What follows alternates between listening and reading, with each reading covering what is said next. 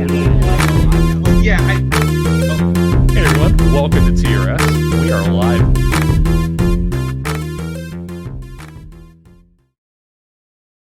Yeah, I've seen a lot of interviews with you, but I have not seen a lot of interviews about you. And I've always, what's a question you've always wanted an interviewer to ask you that you haven't been asked yet?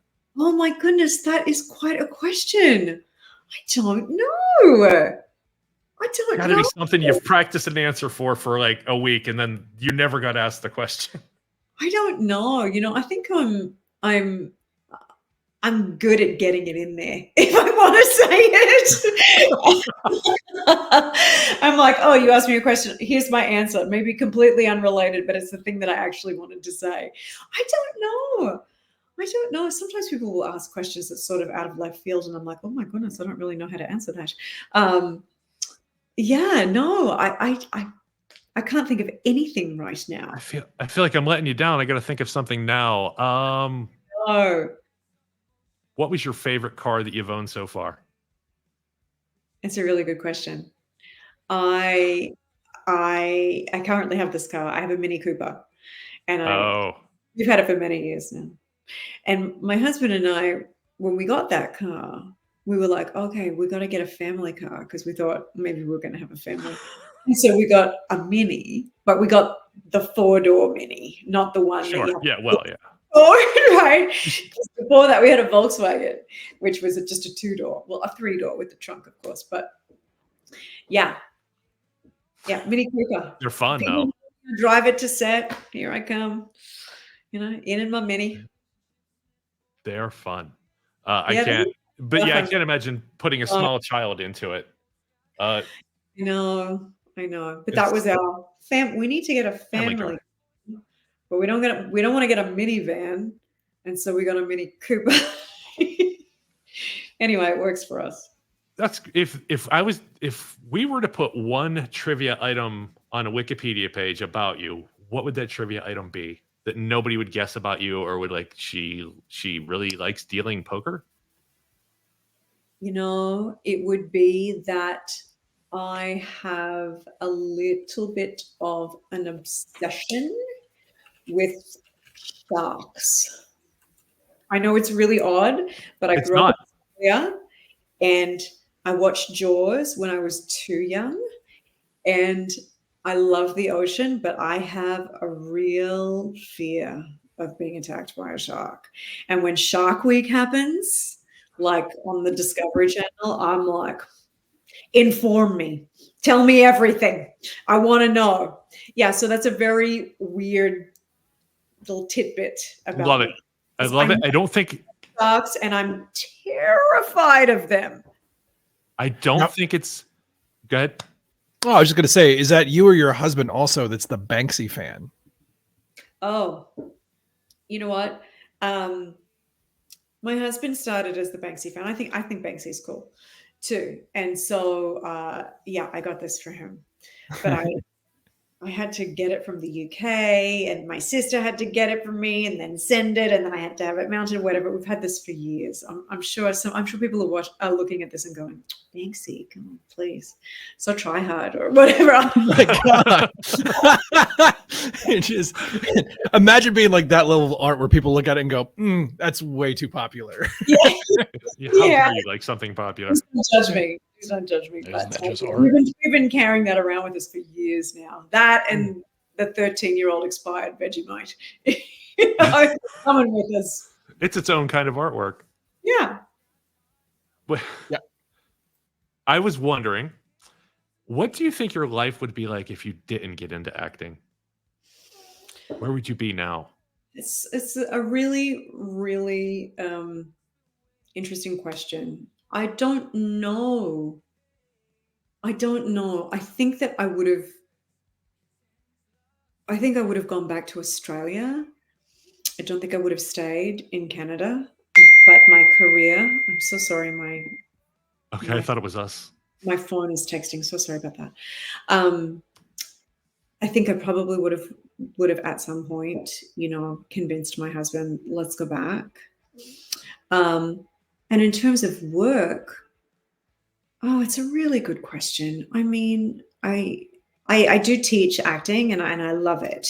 I have really deep love and an appreciation for the teachers that I've had in my life, and being able to share, what I know about acting and help other people in that is really just a really joyful thing for me. So maybe I would have been a teacher, maybe I would have been, a counselor or a social worker or something like that.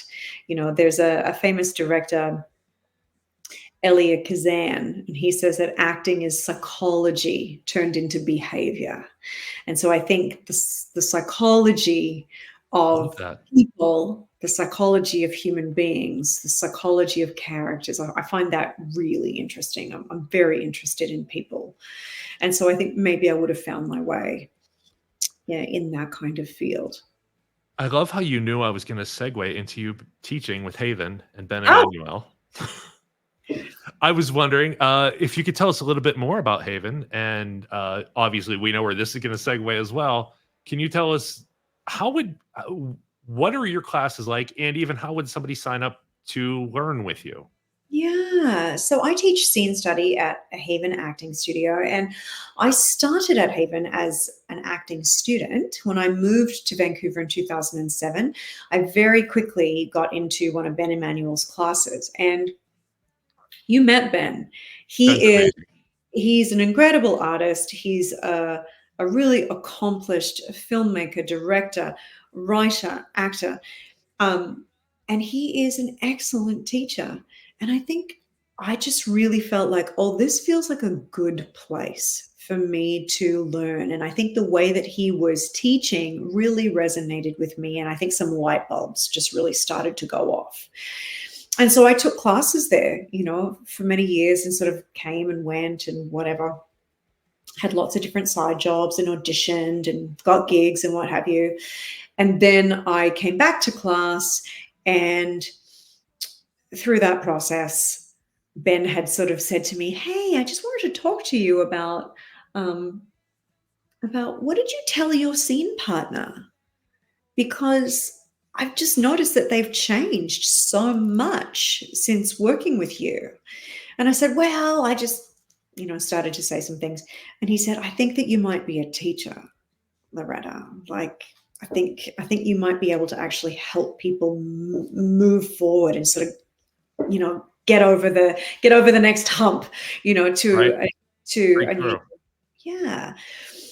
And so I was like, "Oh my goodness." I said, "Well, I have done a little bit of teaching actually in Toronto." I had taught kids acting, and he was looking for somebody to mentor and teach at the studio. And so I did start doing that, and have loved it. And have sort of come and gone because I took time off to have a baby, and I've sort of taken time off to work. But I did recently go back to Haven to teach, and it really is an excellent community, really committed teachers, really enthusiastic and committed and talented and hardworking actors, either professional actors or those who want to be professional actors. And so everybody really supports each other, and it's a very positive environment, and really everybody just does their work very diligently. And Sounds so amazing. you can find out more about that. I think the website is havenstudio.com. You can check it out and contact the studio from there. I think it's info@havenacting.com. But yes, I love working with actors. I really I have deep respect for the craft of acting and the work that we do. Obviously, I know that we're not curing cancer. We're not, doing brain surgery or anything like that. But it is a very joyful experience, and I love to help people, as best as I From can. from some of the stories I've read of the Hearties, you've saved lives, though. What? So this pulling people out of very dark places or who are going through very difficult times, your acting, your work has turned them around. Maybe it's everybody on the show, maybe it's whatever, but you're part of that. You help enable people feeling better. So acting is important on a very human level. And I like to point that out to people. Yeah, you're not curing cancer, but you are saving lives. I hear what You you're just saying. don't see it.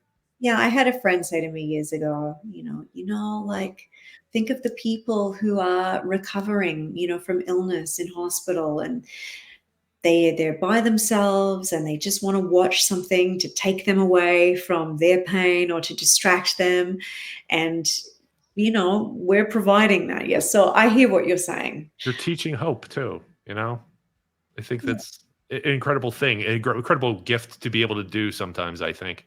That's why I like doing this, is I'm able to, on our segments where people can call in and ask for advice about their relationships, family, romance, whatever it might be. I like to just know that they have some hope. There's something else to cling on to. There's some work to do. It's not all over. There's more. There's so much more ahead. So I think that hope is a very powerful tool. Agreed. Very much so. I think you give that to people. So Oh, you're a producer with Kindred. Can you tell us about that? I could throw in a lot of words, but I think you're going to describe what you do way better than anything I've looked up. And I'm curious to know as well.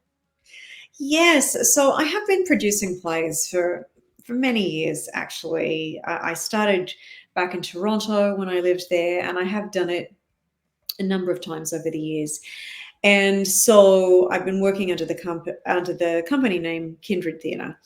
And I really started this company because I go to New York and I go to Broadway and I see what's going on, and I'm like, oh my gosh, so impacted, and of course locally as well. There's great things happening in the Vancouver scene as well. I don't like, well, you have to leave to see anything good. That's not what I'm saying at all. But I really started this company because I think I've been changed by theatre. I think that things have happened. Theatre is always a one-time event. Even though we've rehearsed a play, even though we go, okay, we think this is how it's going to go, because of the audience, because of the day, it's always going to be just a little bit different. So it really is a once-in-a-lifetime event. And increasingly, I just have really deep appreciation for theatre. And all through, the lockdowns and all of that stuff, in the pandemic, I just kept thinking, I just want to be in a room with people making plays. That's what I want to do. Because for a while there, we were like, we don't even know, what's going on? Are we ever going to be in person with each other again? Right. And so I was really, really interested and really driven to do that. So we make plays. We produce contemporary plays that, often Vancouver is the first time it's being produced here. And we also have a charitable element to the company, in which we select a charity that is somehow connected to the material, to the play that we're doing, and we raise some awareness and some money for that company as well. And I love this work. It really is a lot of organization. It is a lot of management. It is a lot of problem solving. But I feel very, very satisfied to do this work. And I get really, I think, my, the most grown up part of myself, I guess, produces from a place of, I want to share the experiences that I've had in live theater, in seeing things happen, in seeing stories, and seeing characters unfold in front of me in real time, and being really impacted by that, deeply. Yeah. I want to share that with other people. I want to be able to give that to other people too. And my experience tells me that something does happen when you're in the room together. I still meet people who go, oh my gosh, I saw you in that play 12 years ago. Something does happen. It can happen, not always, but people can get really impacted. And man, in a world where we're on phones, when we don't know what's AI and what's not, I guess there's just a really old school part of me, which is like, theater is where it's at. It's live performance. This is in front of you. And I think there's actually going to be quite a resurgence of theater. I think that I was just wondering if that's what's going to happen, as we like to play with AI, just like a lot of people. And I'm not really afraid of it, but I think that the live performances are going to become more important in the future because of this. People will want to see other humans doing it. They'll want to know that a human's involved and able to entertain them or be near them. That's right. And I just think that something really special can happen in those theaters. I just think something can, if people are open to it and if people are interested. But my experience tells me that when you do something, you know, impactful and interesting and intelligent and funny and truthful, people really respond to that. And, you know, they've done studies on how lonely people are nowadays. We have, you know, 10,000 friends on social media, but people feel really lonely. And I guess personally, maybe this is my way of combating that and saying, hey, I don't want to feel alone as a human being on this earth. I want to feel connected to other people. I want to know that the things that I feel and do are not just unique to me. I want to, you know, experience empathy, you know, for other people's situations that and ways of being that maybe I don't have experience with. And so I know that the theater has been called a gym for empathy, right? Because you can, and I haven't heard that. you can go and watch one and say, I know nothing about that world, but what I'm seeing in them is something deeply human that I also have in me. And so I think that there's real power to that. I know that, you know, worldwide, theaters are saying, oh my goodness, like post pandemic, people are not coming back to the theater. I just think that that's not true. I think that people are coming. I think that people do need to take a chance in some ways and say, hey, I'm going to not watch Netflix tonight. I'm actually going to go and do something in person. See what happens. A chance, right? But yeah, I think what we're going to be offering is going to be really entertaining and really interesting and really smart and funny. And people will see parts of their own humanity on the stage. Yeah, and I think that we're going to, it's going to be a really, really great show. So, lifespan of effect. Do we have dates and information? We can get the card up and talk about that and promote this upcoming event. Yeah, so we open 2 weeks tonight. In 2 weeks' time, I'll be on stage, Nathaniel. This will be happening, and I'll be saying the words and doing the play with Ben. In your voice. Yes, in my own natural accent, which I hope is That's amazing. I hope it's going to be good. My voice, the play is going to be great. Yeah, so we're playing May 2nd till the 12th at Studio 16, which is at 1555 West 7th Avenue in Vancouver. You can go to kindredtheatre.org to get tickets. Our opening night is sold out, May the 2nd, but we have tickets available for our May 3rd to May 12th shows. But we say that reservations are essential because it is an intimate venue. There's only 80 seats. So come out. I think we're going to, this is the first time this play is being done in Vancouver. It's very, very relevant. Everybody always says, well, my play is so relevant, but really it is because this play is about journalism. It's about how you get your information. It's about what happens if the press or writers or journalists start to nudge and move small details around that may not necessarily be completely factual, but that make the narrative or the story more interesting. Right. And where is the limit on that? And if we change details, is it okay to change certain details? Or if we change anything that is not 100% factual, does that make us lose complete trust in, as a society, in what we're seeing online, on the news, in the press, in magazines, whatever?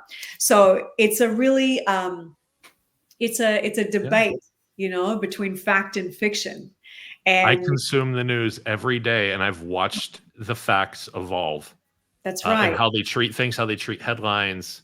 As advertising became more pervasive in it, and you have to sell the story, advertising's only job, and when you boil it all down to, advertising's only job is to change your mind. And you have to weigh that in with the sales of getting the thing in front of you and giving people paychecks. And there's a lot involved. And I think it's an important, and it is a timely topic that I wish more people were aware of what's really going on with the things they consume. Yeah, and it's really also asking, is there any room for artistic license in nonfiction? Is there any room for that to make the narrative, make the story more truthful in a sense, but maybe not completely factual?